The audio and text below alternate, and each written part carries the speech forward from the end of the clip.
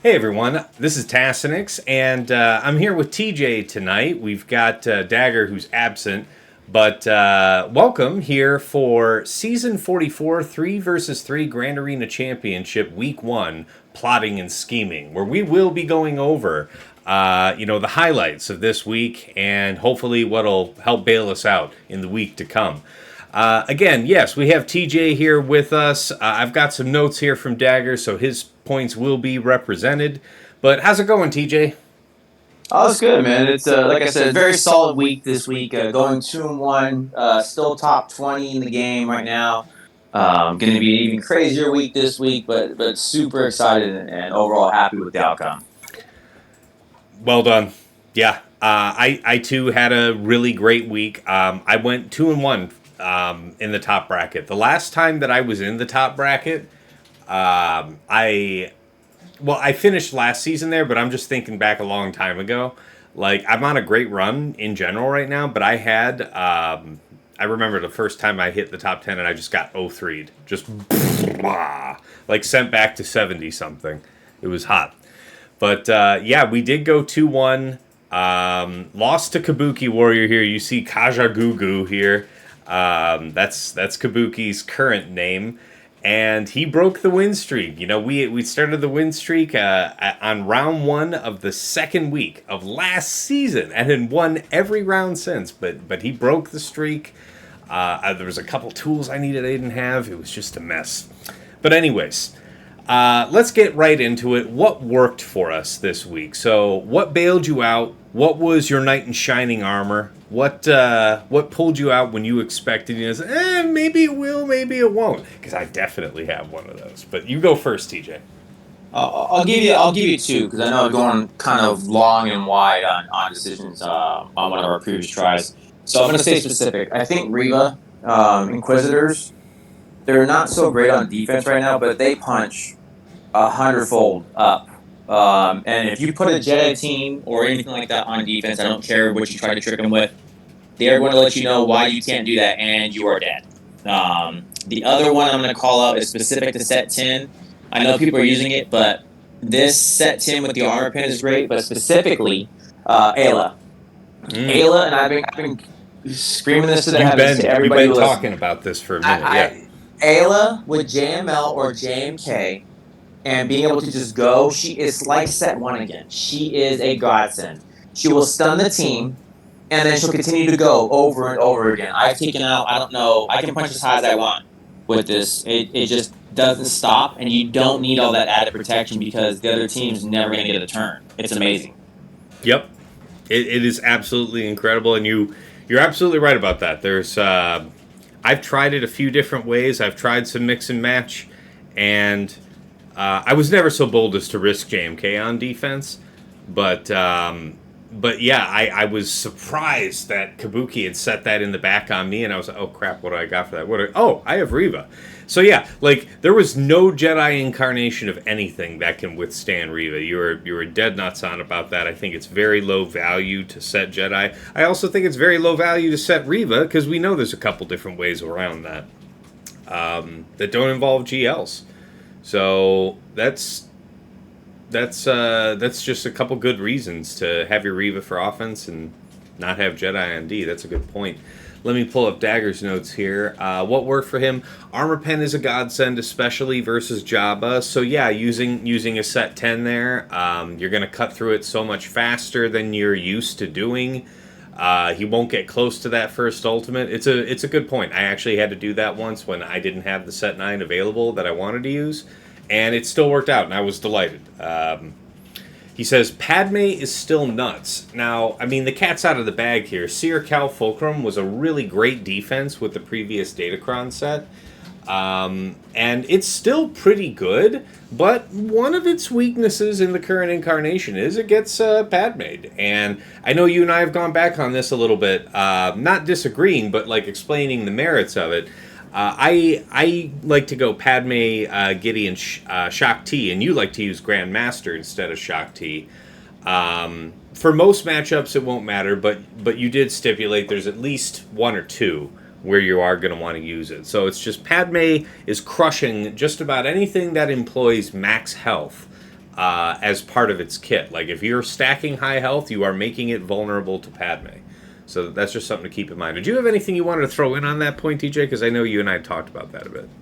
I think you nailed it. Is what it is. You've only got really. I want to say two. I've heard where it's really specific. You really need GMY over shock, but other than that, it's a utility knife, and it's a get out jail free. It's like almost what you want to call a Bad Batch 2.0 or something where you only have one gitme, so when you need to use it, you use it there, and that's how you that's actually how you kind of will look at your defenses is prioritizing everything. All right, where am I going to gitme something? All right, that's going here. So Savage or something. Yeah, it's just what it does.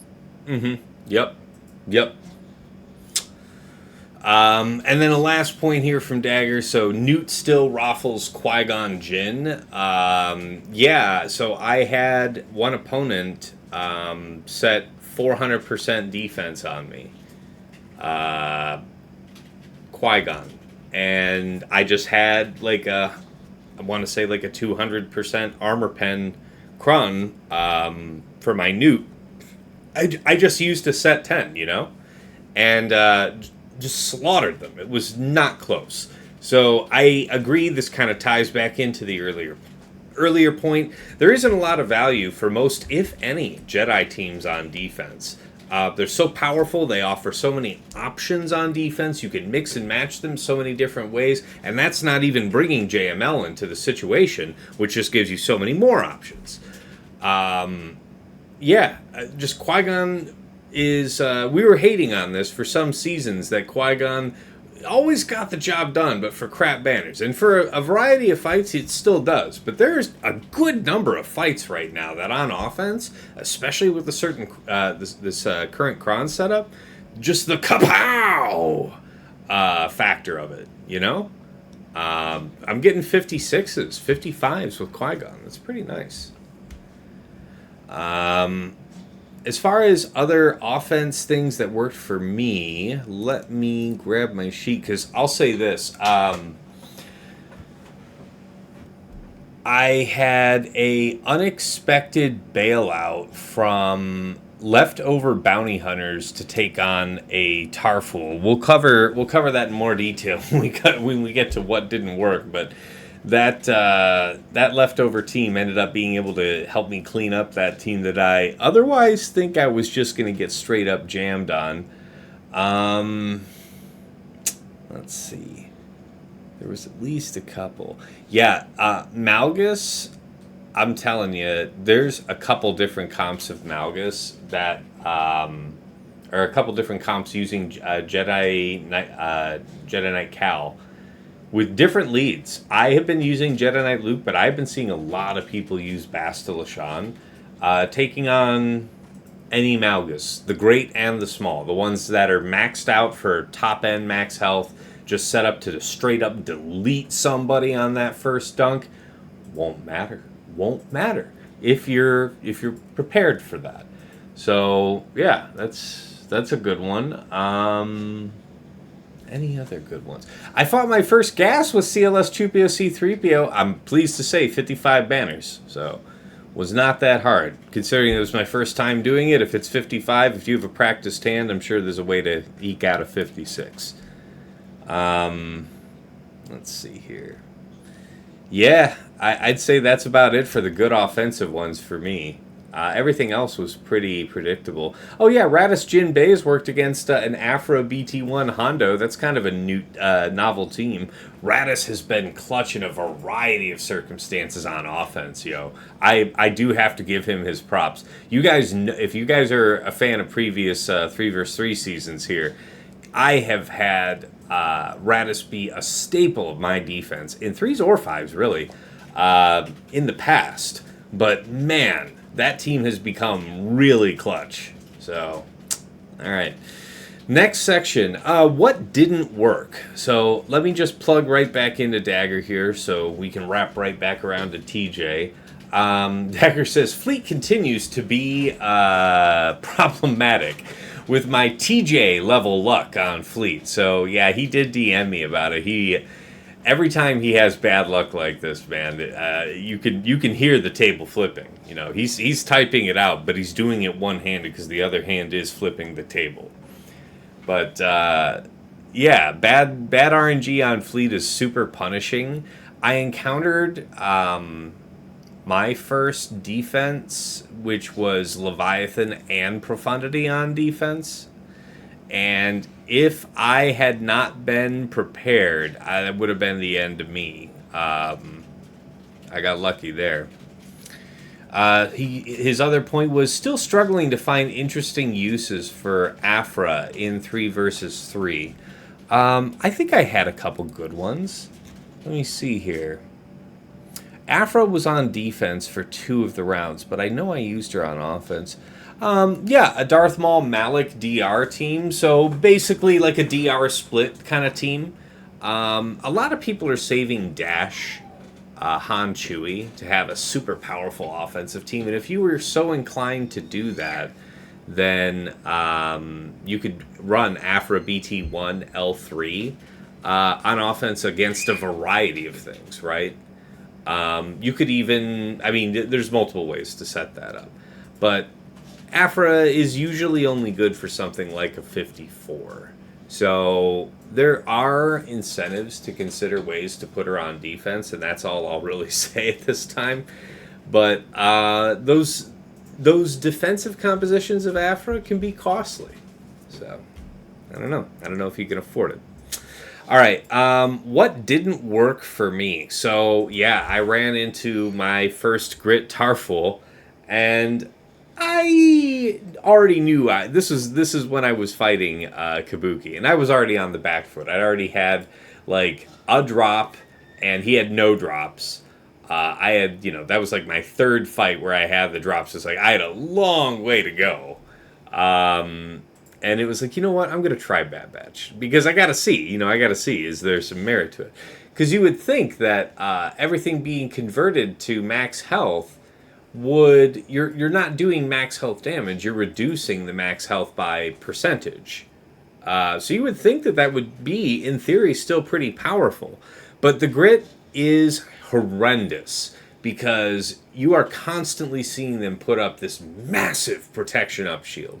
And if you aren't just packing something like Dispel on basic with somebody that you can just continuously call or something like that, you are just going to stall out.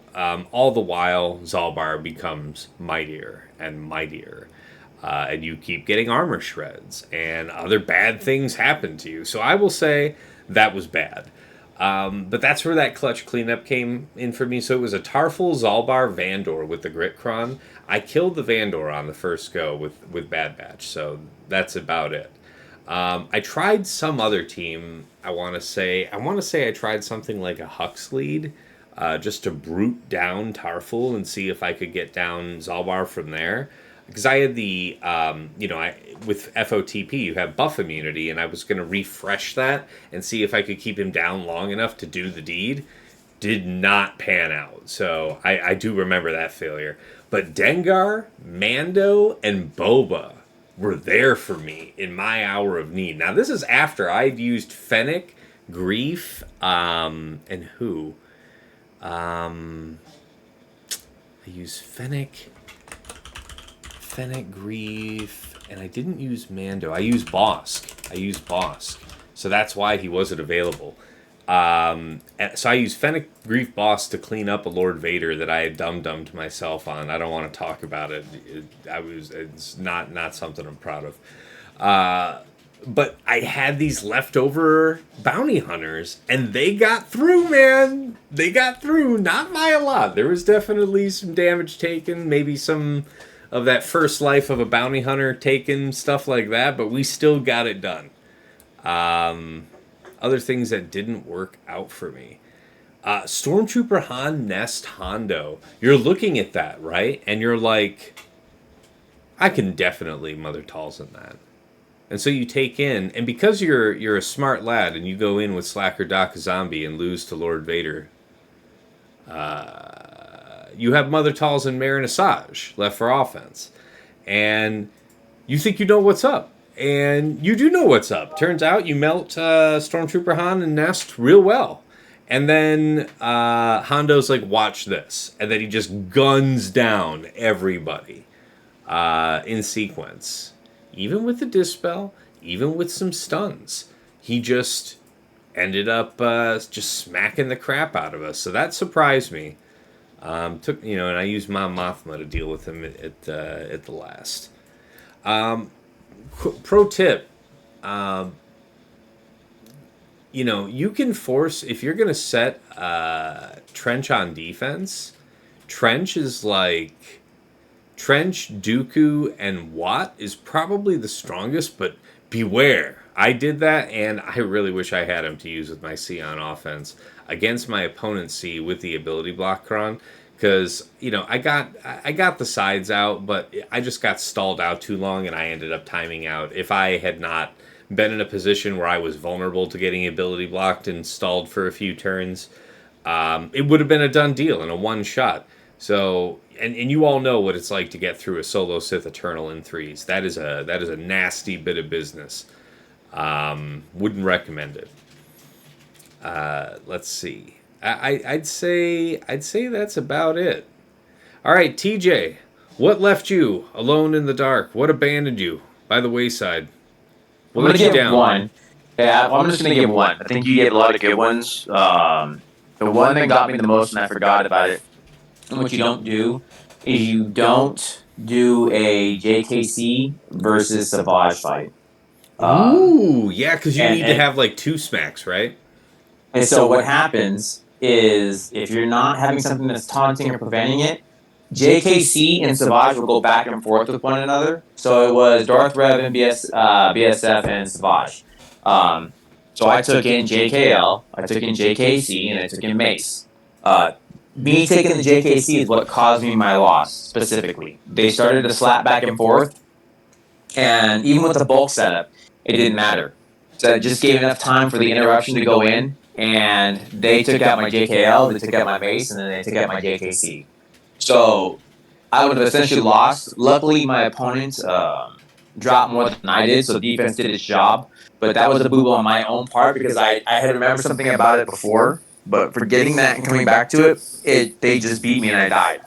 So if you had to swing at it again and you wanted to use Jedi, how would you go about it? Or would you just not use Jedi? Hoda. Just take Hoda instead of JKC. JKC specifically is what caused my loss. JKL and Mace would have been just fine there. That taking the JKC and allowing them to go back and forth is specifically what messed me up. So you're saying that by taking that composition, you're gonna have sufficient time in 5 minutes to literally like reduce max health and hatchet down both Malgus and Savage? There's no Malgus there. So this was Savage, Darth Rev and BSF. DRBSF. And okay, yeah, never mind. Right. I'm sorry. No. I'm having Savage nightmares because I remember a Malgus Savage comp, and I'm sorry, I was triggered. That's my bad. No. So you're fine. JKL will still do its job. But JKC and Savage, they like one another too much, and that allows the team to get in front. Yeah, that's fair. All right, well, I think that's all the lowlights on that one. Let's go to the takeaways. So the lessons learned here from week 1. What are we thinking about week 2? So yeah, one of the pain points was having Jedi on defense because regardless of what I said, it got rolled. There were absolutely 0 Jedi teams that held for me. So I think next week will feature very little, if any, Jedi presence, which puts burden on me because I've employed a couple great Jedi splits on defense. I mean, great in concept, clearly not in terms of delivering value. But I think that's one of the takeaways for me. Let's see, what else is there? I have a lot more Krons this week, so I do have some type of Wookiee Kron. I'll be thinking about how Tarful gets used. Man, I've been seeing people Bad Batch my Dash team, and you know how much I love Dash Vandor L3 on defense, TJ. I'm thinking about changing my spots. That is it is painful to watch to see that somebody 57'd your freaking like well specced out Dash team. That hurts. So that's probably one for me. How about you, man? What's a takeaway? Um, Set 10 continues to impress, and I'm going to leave it like that. Mind your level sixes and your level nines. People are keep slipping on it, and I've told Tass, I'm telling everybody this. These spread pretty far. These Wookiee teams spread pretty far. These clone teams spread pretty far. You're going to see, and if you go back and look at the info in the background, that this is doing a lot of the goodness. So you need to keep that in your back pocket and play accordingly on offense and defense. You're going to be surprised. Yeah, that's a very fair point. And I would just tack onto that to say, don't be afraid to look at what stats that you have from this new Datacron set and employ them on dark side teams as needed. Yep. Made a fine showing with Veer's Dark Piet against a couple really great punch-up situations. Just because, Veer's Dark Piet's been kind of laughable for a minute, but you haven't had Armor Pen available to you for a while.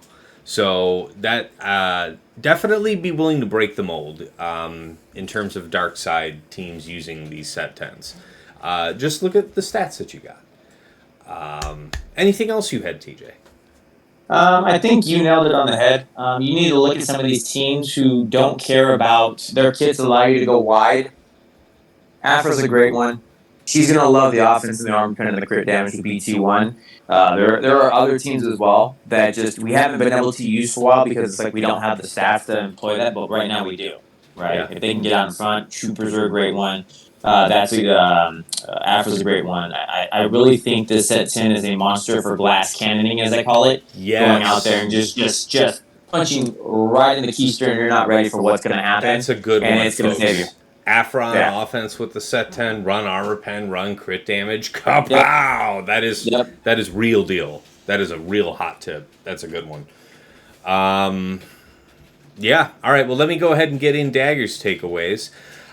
He says Tarful sucks on D without grit. Padme Bad Batch could otherwise take it out. And if you think about the stacking defense, you might have to just spend a couple turns managing the foresights and making sure that those are out of the way before you go to expel your courage stacks. But I could see why that would make sense. Otherwise, yeah, grit is nasty. And, try to get yourself one. I'm having a tough time myself, but try to get yourself one.